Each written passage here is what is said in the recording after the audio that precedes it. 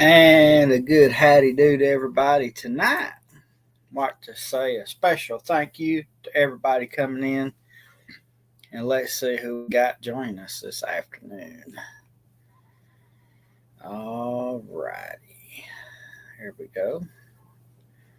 Got our awesome brother Philip. Thanks so much for coming in. Welcome and good to see you.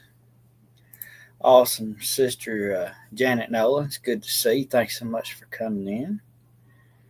Rachel Richards, so good to see you. Thank you so much for coming in. It's good to see you. And let's scroll on down through here. John Petticord, so good to see you. Thanks so much for coming in. Welcome. And Daryl, so good to see you. Thanks so much for coming in. Welcome to you. Miss Janet, it's good to see you. Thanks so much for coming in. Welcome, welcome, welcome. All right. And my brother, good to see you. Thanks so much for coming in. Appreciate it. Again, it's good to see y'all. And Cody, it's good to see you. Thanks so much for coming in. Welcome, welcome, welcome. All righty. I cannot believe that we got to celebrate our 1,900 subscriber mark. That's so awesome. Really appreciate that. Everybody that watches and comments and joins in on the live and shares us out and comments and all those good things. Like I said, I'm really appreciative of that. I really didn't even realize I hit it till I was looking at uploading the video, and I was like, wait, 1,904, my goodness. I can't say enough how much we appreciate y'all. And see, today we went out, and as y'all saw last day or two, we put out the short with the ducks and all that. We always go feed the ducks and buy a plate lunch and eat and just hang out and have a good time. And welcome in, Trish. So good to see you. Thanks so much for coming. Just have a good old time down at the park feeding the ducks. And let's see, Nancy. So good to see you. Thanks so much for coming in. Welcome, welcome, welcome.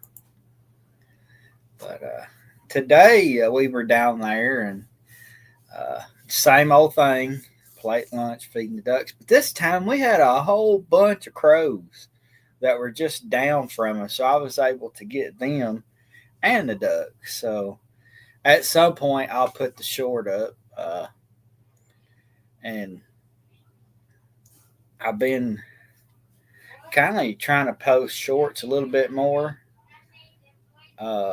Really enjoyed, I guess Wednesday I made the gravy and biscuits and eggs and a cup of coffee.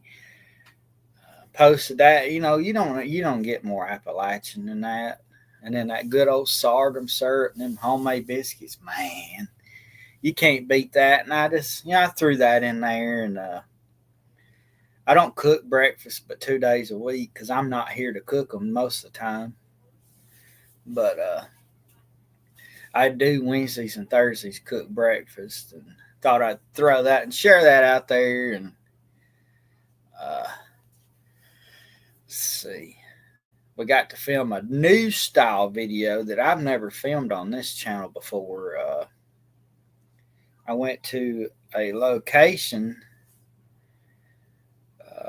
It's literally out. You have the town, but you got the outskirts that nobody's around. There's not much out there. But I recently discovered that they have a database of all the historic markers, and you can go in and put in your area, and it'll pinpoint all of those that's around.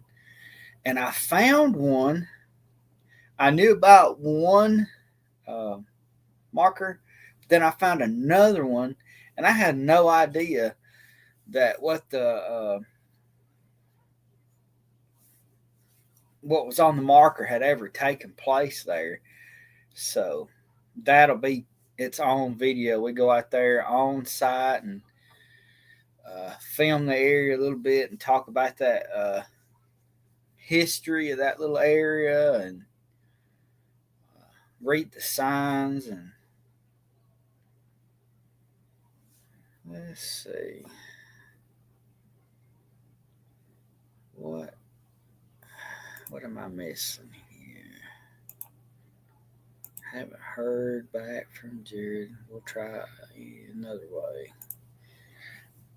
Who knows? Jared may be, Laura may not be having a good day and he's taking care of her. So sometimes it takes a little bit of time, or like y'all saw in the last few little videos, he could be out with the boys doing some videos, or when he's traveling, he's filming. He's not at home on the computer. So just be patient. And I love historical markers too. They're in oddest places that you'll never expect. We found one literally in the middle of a valley with nothing around but a railroad track, and it was the site of an assassination. Like, it's crazy. And this one I knew about. It's about like a historic building, but then there was also something that happened there with that had its own marker. So that video will be coming out not this Saturday, it'll be next Saturday. But this Saturday, we have a viewer submitted story that, like we did last week, we're going to do another video like that coming out. Then the following week will be that location video, and I don't know what we'll be doing here and there, throwing some shorts out and just doing different things. Really enjoy getting to do that type of stuff. Let's see.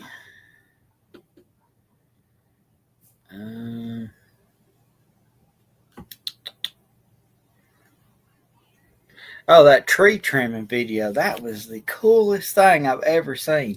A helicopter with a saw hanging from it, cutting trees in areas that's inaccessible by road. So the old road near me that leads to Jefferson County, home of Davy Crockett and Polly Finley. Wow, that's cool. It's going to be cool here next week. I'll get you some more headstone. All right. That's awesome. I like the cool time because we can actually all get out and enjoy it. So maybe we'll get some stuff done then too. And today I did another installment of What Lies Beneath Part 2. We did that video where we were filming the river and telling about sort of the TVA, how the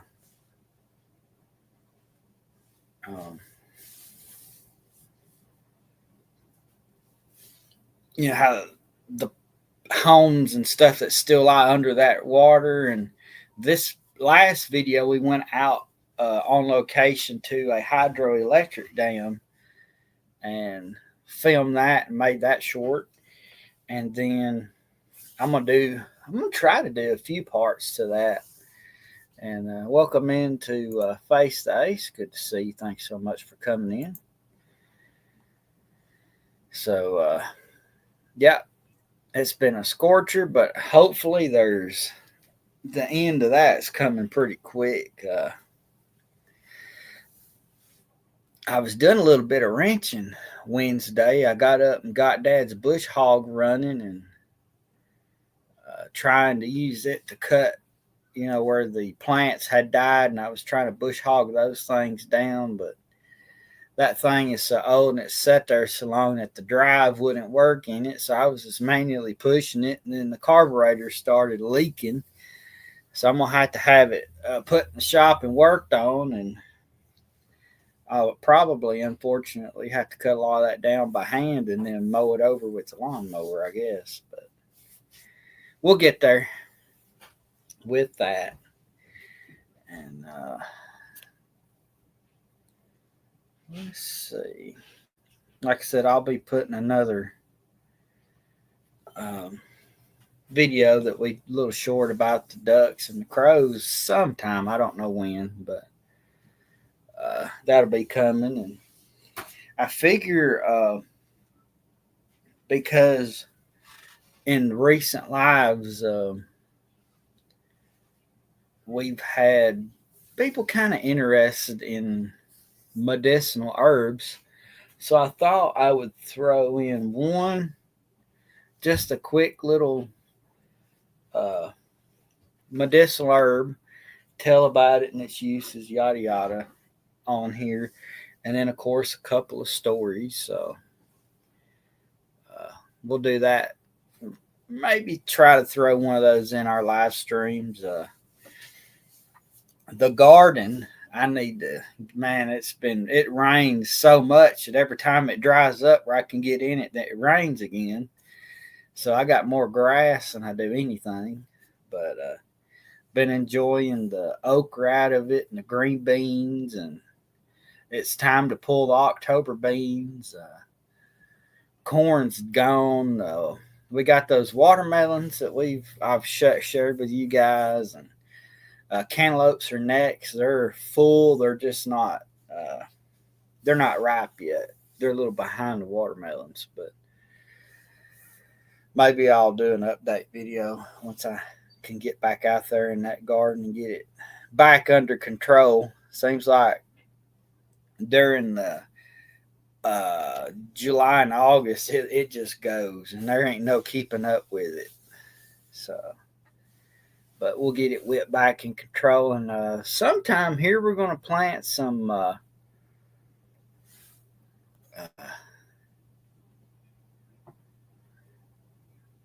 uh, like some collard greens or turnip greens and spinach or something like that. Yeah, carburetor leaks are so aggravating. You're not kidding. Yeah, that thing needs a carburetor rebuild. Now, I don't even know if you can get it because it's like one of the very first DR bush hog trimmers that was ever made. But I got it to run. It hadn't run in I don't know how long. I just cleaned up the spark plug and put gas in it, and it ran for quite a while. But the drive gear wouldn't engage. It would spin, but the gear down on the wheels wouldn't turn. So I'm sitting here trying to strong arm that thing, and it ain't very easy anyway. But I guess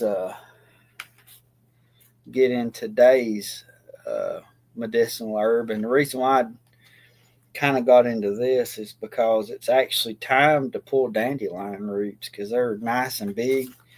But that's we all know what dandelion is. But this is from the Herbal Remedies Handbook, and it says one of nature's most versatile remedies.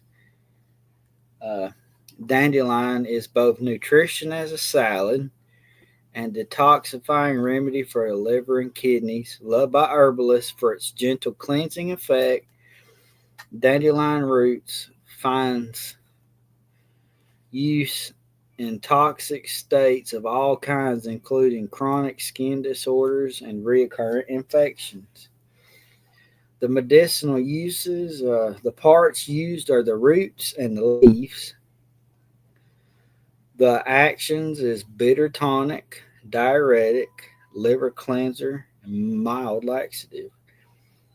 It says poor appetite and digestion, poor liver function, bitter but not excessively so. Dandelion root has beneficial action on the stomach, liver, pancreas, increasing digestive secretions, including bile, and tending to stabilize blood sugar levels. The root promotes liver detoxification. It says for fluid retention and high blood pressure, The standard herbal diuretic, dandelion leaf, acts mainly on the kidneys and encourages fluid clearance and weight loss. It is commonly taken to help lower blood pressure. Its high potassium content making it particularly useful. It says for skin problems, a gentle blood cleanser, dandelion root will prove helpful in a number of chronic skin complaints such as acne, boils, eczema, especially when it's combined with herbs such as burdock and echinacea. The leaves are cleansing and nutritious and making a good addition to salads. And it's a 5-star safety rating. Traditional use is 5-star, and it's best taken as a root tincture, a leaf infusion, or a leaf tincture. And it says often paired with burdock. It says, of course, contact your doctor to make sure it's not going to counteract any medicines. And it says, can it cause allergic reaction, as anything could. So if you decide to go use dandelion, consult your doctor and make sure that it's okay. And Cat T38, welcome in. Thanks so much for coming in. And I wanted to try dandelion jelly. I've heard that you can take the yellow leaves and the flower part, boil it, mix it with sugar and sugar gel, and make a jelly out of it. That sounds super good. And I'm dandelion wine too. So, as always, use this at your own risk. Do your own research. Uh, Consult your doctor, all that good stuff. But it's a good one for you. And that's again out of our Herbal Remedies Handbook that we got from, I believe this came from Five Below. So, uh, also have a high degree of vitamin K. I believe so because of the green. Now, look right here. I actually have this going right now. Matter of fact, it's probably ready. I have a pine tree across the road in a little grove, and I pulled some, cut the ends off, cut them about this short, a little bundle about that big, put them in the jar, filled it full of water, added 5 tablespoons of sugar, shook it up, and then just set it in a warm, like outside but not in direct sunlight, where it can ferment, and it'll almost taste like Sprite. It'll get it has natural yeast in the pine needles, and like I said, I have it going out here out of my shop building. It's probably ready. I need to go check it. And yes, you can take pine sap and put it in like a little dish and set that in a fire, and it cooks way down and it makes this black looking stuff, and it's almost like rubber. It's a really good natural glue. So, okay, let me dig up our story. I got one story I'm going to read tonight. Pretty good, awesome, spooky, ooky story. Let me get me off the screen, and we'll get into it. And this one's called The Ghost Truck and Other Experiences. Let's see. Used to have it everywhere when I was growing up. Yeah, some places it's not, but other places it is. Uh, you can actually go on Etsy and you can actually get some, and it's not very expensive. You can get enough to uh, maybe make a couple of quarts of sassafras tea. So, All right, it says this first experience I had with a spirit was indirectly. It took place when I was 16 years old. I was attending a wedding at the Seventh day Adventist Church in California. I was sitting next to my mother when she suddenly seemed startled. I asked her, "Ma, what's wrong?"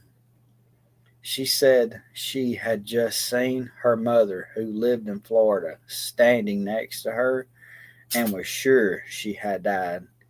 About 2 hours later, we received a phone call that my grandmother had in fact passed. Good to see you, Scully. Welcome in. Thanks so much. Flies, let's see, flies on the coleslaw. Welcome in. Thanks so much. Good to see you. Welcome.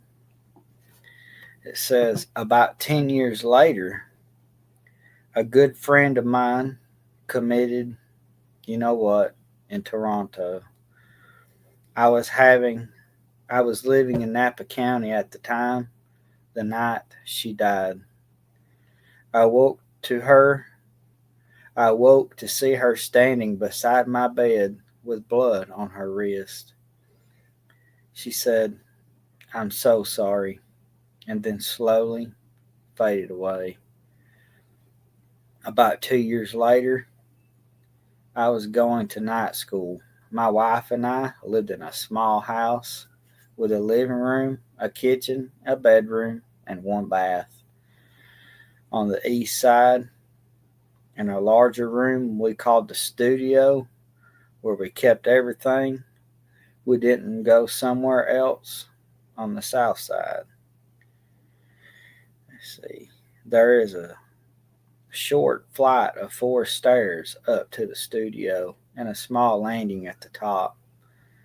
So I came home from school one night to find my wife a little shaken.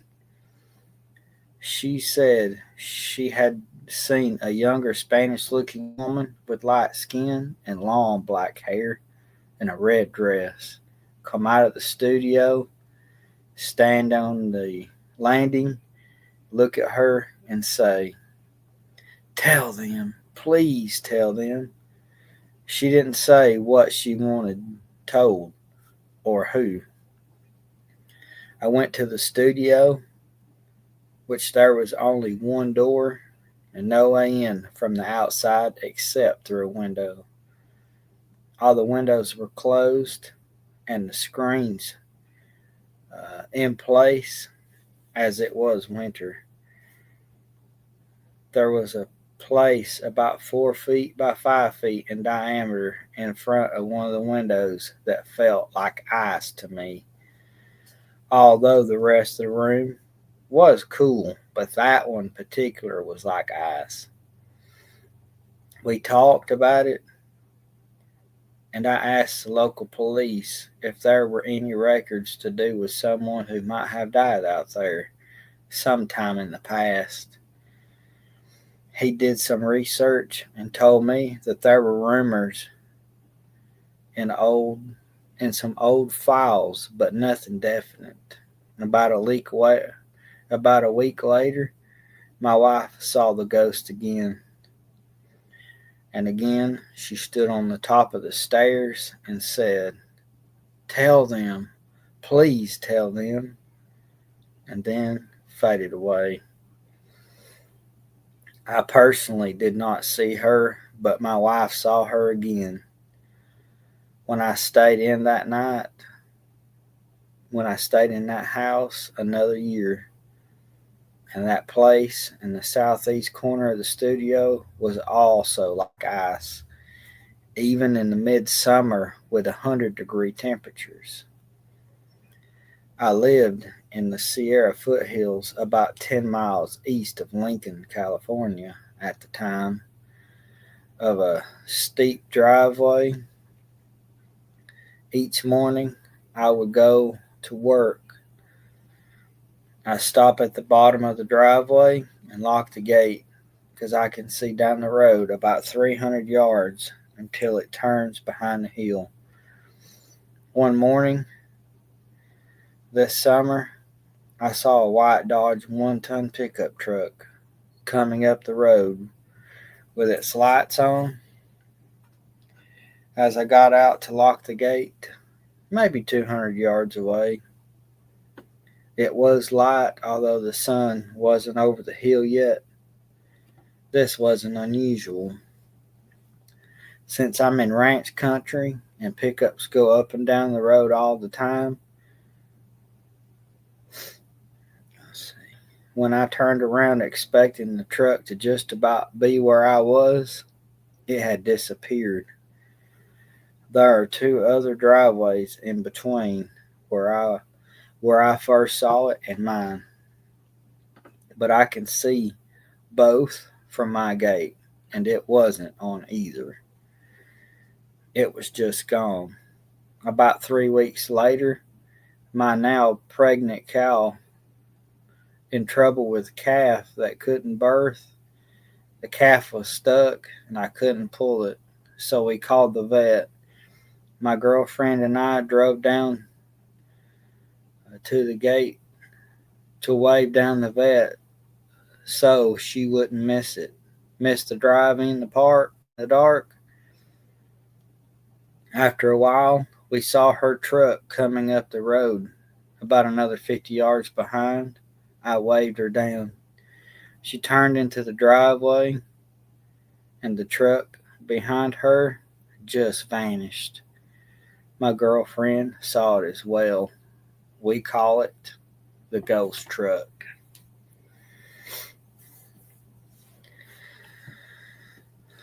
Well, thank you, KT38. I really appreciate that. Yeah, I see you as a place where all kind of cold spots are. Let's see.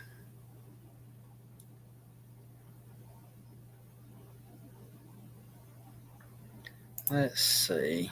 Y'all be very careful going to King Fest. There bad stuff going on. We will be talking again before. Wow.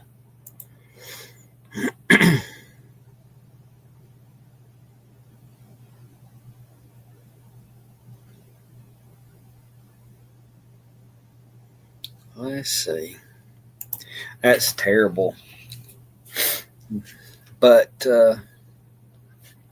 I'm pretty sure that the good Lord is going to have his hand on that King Fest, so you won't have to worry about nothing because he'll keep everybody uh, under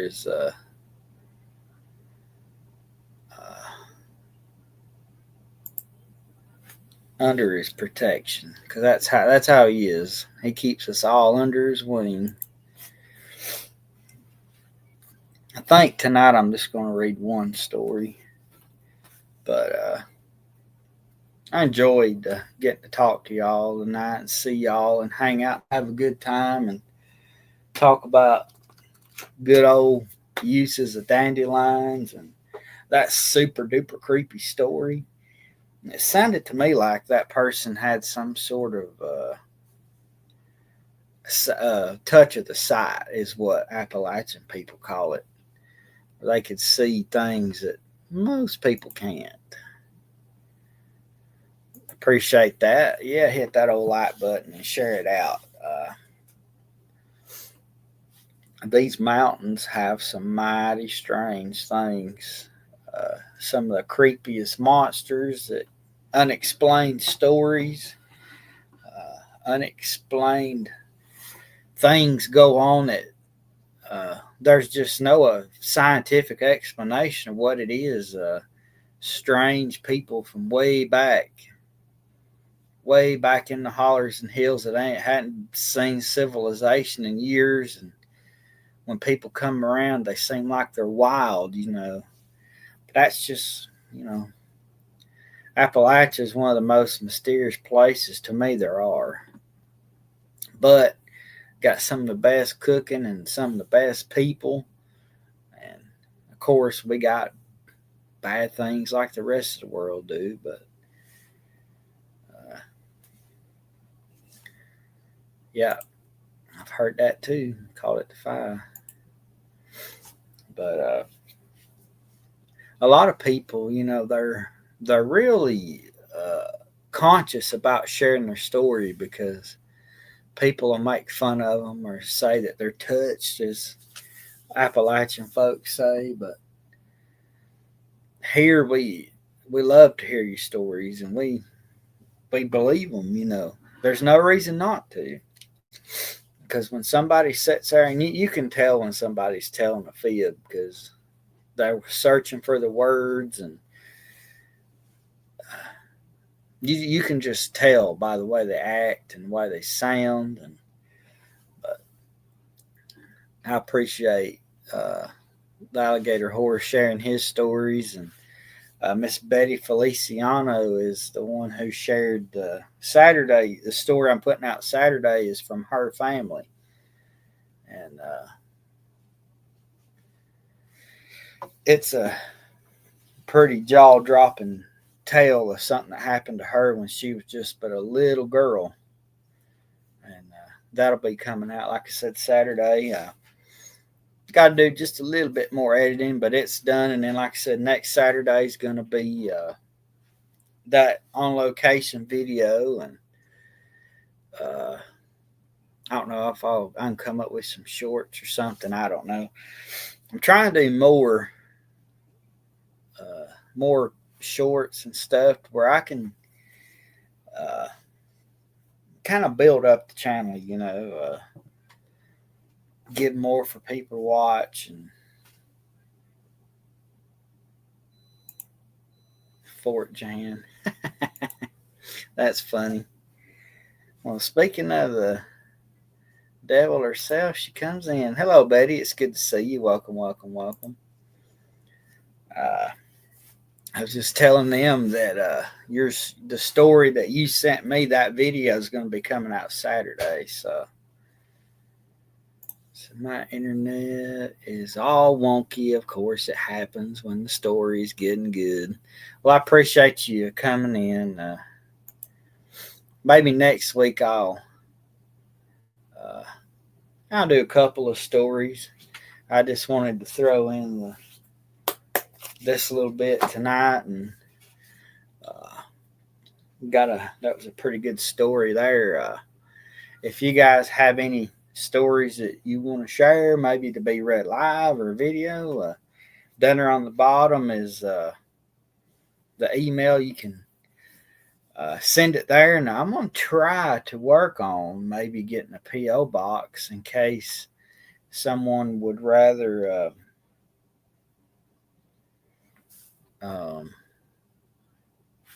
hand write something and send it in, and we'll have a place to send that, because I know not everybody can do email and all that. They'd rather do an old-fashioned pencil to paper letter. We're going to work on that, I think. That way, like I said, if you don't do email or something, you'd rather handwrite something, we'll be glad to have it. And it's good to see everybody tonight. I appreciate all you guys coming out and celebrating 1,900 subscribers. Now I only got 100 more to where we get the 2,000 subscribers, and we'll send out the Myers Tells Appalachia sign. And I don't know what else. I may send out a little baggie of sassafras root or something to somebody, or as a prize or something. I don't know, but let's see. Love Ken Folks, and Ken Folks strong. That's right. Can't beat being Ken Folks strong, can you? Because nothing sticker like blood, like Appalachian kinfolks.